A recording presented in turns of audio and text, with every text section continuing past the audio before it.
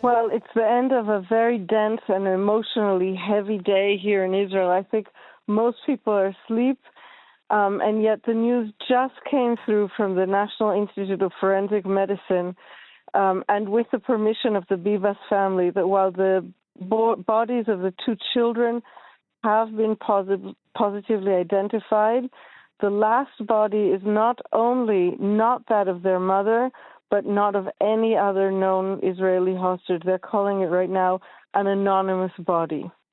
For those who may be watching who are not so aware, can you tell us more about the significance of the Bibas family for the Israelis? Yes, I think for Israelis and for other people around the world, the images of a terrified young mother clutching her two red-headed baby boys to her chest, being driven away by violent armed men, became symbolic of the horrors that Israel endured on October 7th, 2023. Another thing we found out today is that the reason that the father of the family was taken separately is that he had left the home with his firearm in the hope of thus being able to save his family. In the end, he was also kidnapped. Nothing ever was heard from again, although I'll tell you a grim detail that does come out in the forensic report is that Kfir Bibas, it is estimated, it said, was murdered by his captors at the age of 10 months. We know that he was taken when he was just under 9 months old, so that means that the family probably survived in captivity for a little bit more than a month before they were killed.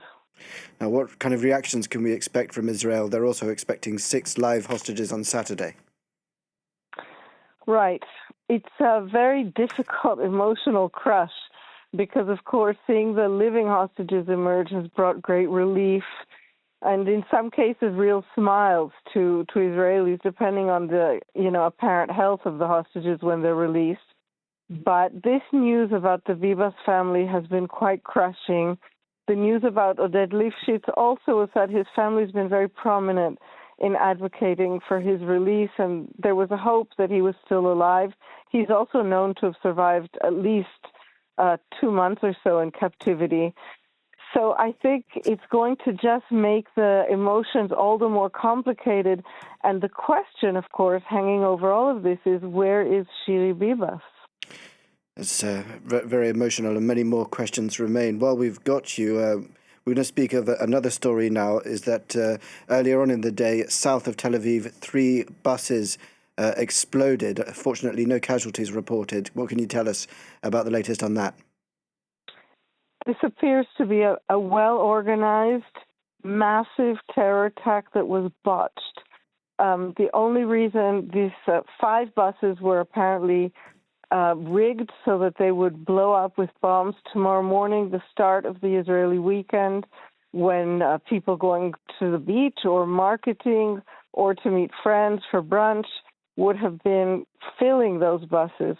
So the plan was for really a massive chain reaction attack.